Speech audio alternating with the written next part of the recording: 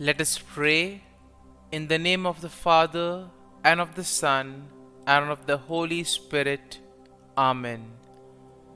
O Jesus, through the Immaculate Heart of Mary, I offer you my prayers, works, joys, and sufferings on this day for all the intentions of your Sacred Heart, in union with the holy sacrifice of the Mass throughout the world, in reparation for my sins, for the intentions of all my relatives and friends, and in particular for the intentions of the Holy Father. Amen. Let us pray for the intentions of the Holy Father for the month of August. For political leaders, we pray that political leaders be at the service of their own people, working for integral human development and for the common good, especially caring for the poor and those who have lost their jobs. Our Father, who art in heaven, hallowed be thy name. Thy kingdom come, thy will be done, on earth as it is in heaven. Give us this day our daily bread, and forgive us our trespasses, as we forgive those who trespass against us. And lead us not into temptation, but deliver us from evil. Amen. Hail Mary, full of grace, the Lord is with you. Blessed are you amongst women, and blessed is the fruit of thy womb, Jesus. Holy Mary, Mother of God, pray for us sinners, now and at the hour of our death. Amen. Glory be to the Father, and to the Son, and to the Holy Spirit, as it was in the beginning, is now, and ever shall be, world without end. Amen. My dear friends, the Word of God welcomes us this morning. And as we begin this day with the Lord, we ask Him to help us in all our endeavors. As we begin this day in His presence, we ask Him to bless us so that every step, every activity may radiate His presence, His joy, and His love to the world.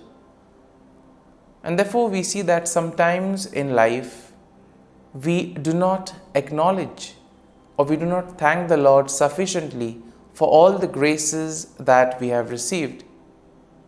If you take a look at our lives, we see that we may have received plenty of graces, but we very rarely thank the Lord for them. And therefore it would be adequate for us to begin today's day by thanking the Lord. Thanking Him for all the little things, for all the graces that He has given in our lives.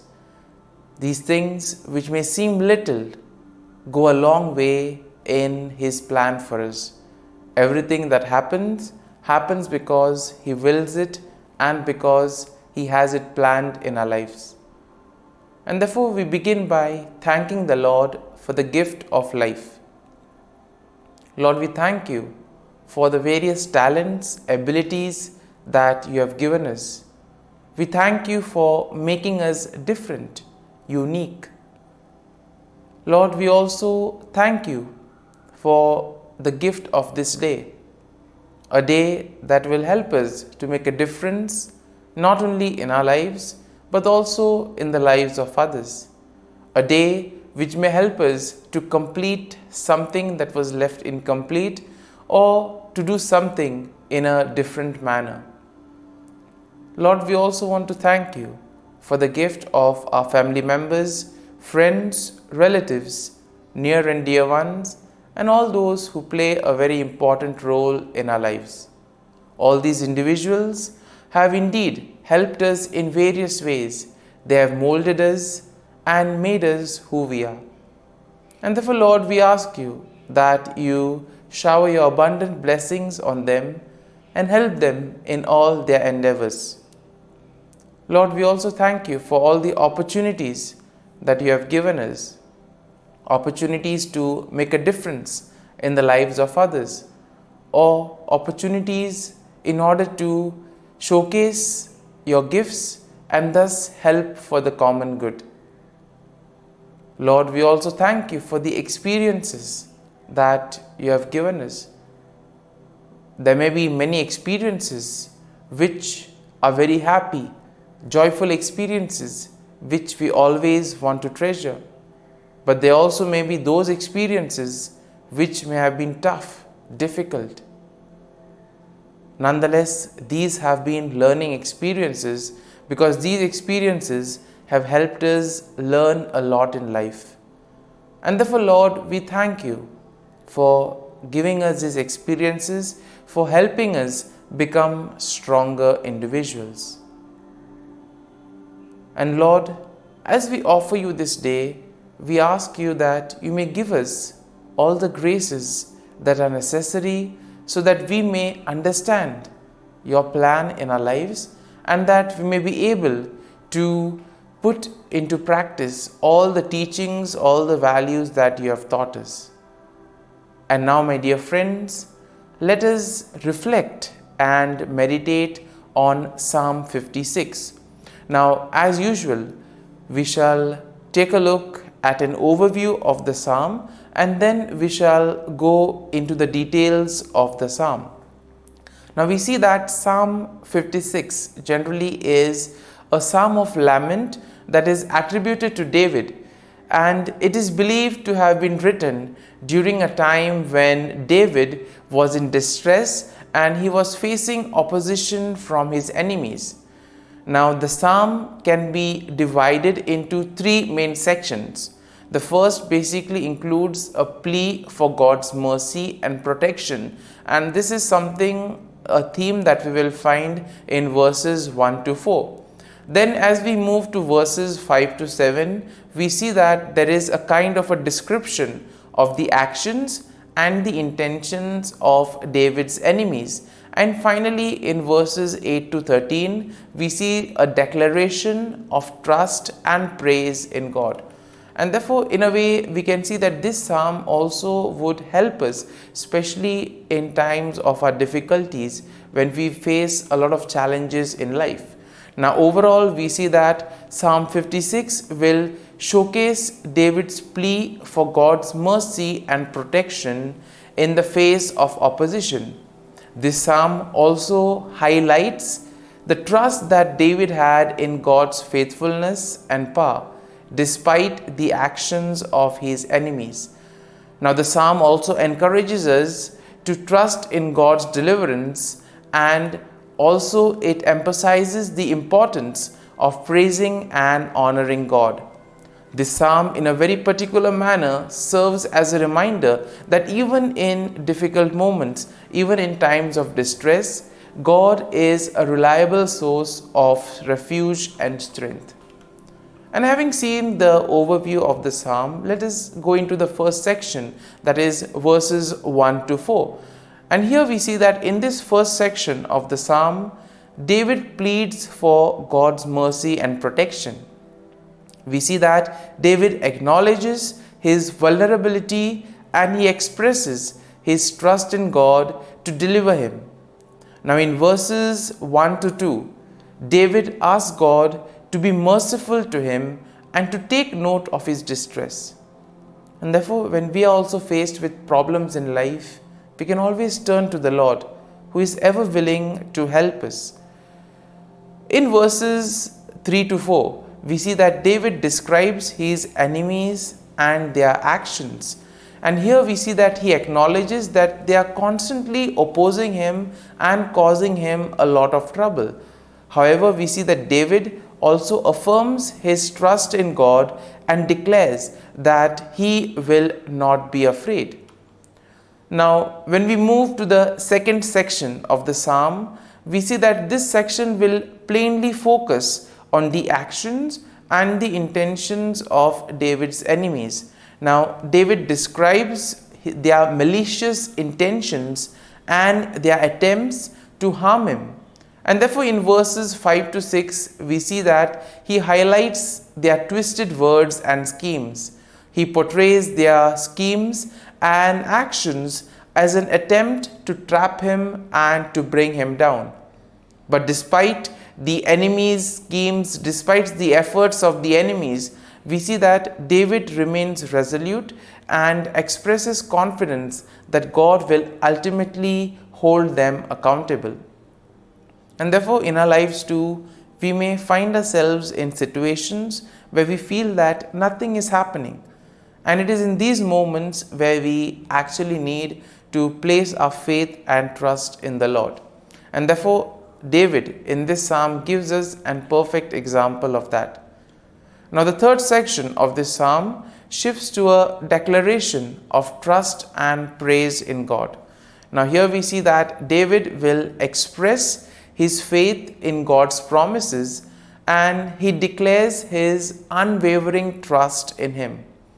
Now, in verses 8 to 9, we see that David affirms his belief that God is aware of his suffering and that he collects his tears. David also asserts his confidence that God is on his side and ultimately God will deliver him from his enemies. And therefore, as we read verses 10 to 11 of the psalm, we see that David declares his trust in God's word and his power, and therefore stating that he will not fear what mere mortals may do to him. He recognizes that his deliverance is ultimately in the hands of God. And therefore we see that the psalm will conclude in verses 12 to 13, where David expresses his gratitude and he vows to fulfill to God what he has promised. And therefore he acknowledges that God has rescued him from death and therefore God has preserved his life. And he commits to praising God and walking in his presence. My dear friends, as we have reflected on the psalm, let us now close our eyes at this morning hour and let us thank the Lord. Let us praise the Lord. Let us glorify the Lord. Loving Father, you have given us this time in the morning. You have been gracious to us. You have given us your Son, our Lord Jesus Christ, who has cleansed us from our sins. He has taken away all our sins and He has given us new life. Lord, as you have given us the Holy Spirit, we ask you, Lord, to bless us and to protect us. And therefore, Lord, for all the blessings that you have given us, all the graces that you have bestowed on us, we thank you, we praise you, and we glorify you. You have protected us all through the night, and you have given us the gift of this day. You have given us good health of mind and body. And therefore, Lord, at this morning hour, we thank you and we praise you. For your great love and mercy, O Lord, we praise you, we thank you, we glorify you. You are a merciful God. You are always there to watch over us at every step of the way. And therefore, Lord, we ask you that whatever actions we may do today, whatever steps we may take, be with us, guide us all along the way, so that whatever we may do, it may be according to your will, according to your plan, and ultimately that you may lead us to fulfill your mission. And therefore, as we reflect and meditate on the psalm, let us now spend a few moments in silence and let us take a look at what touched us as we read the psalm. There may be a sentence or there may be a phrase. Let us remain with it, asking the Lord to give us the grace so that we too may be able to become like Him, to become a light to the world and therefore spread His message of love and peace.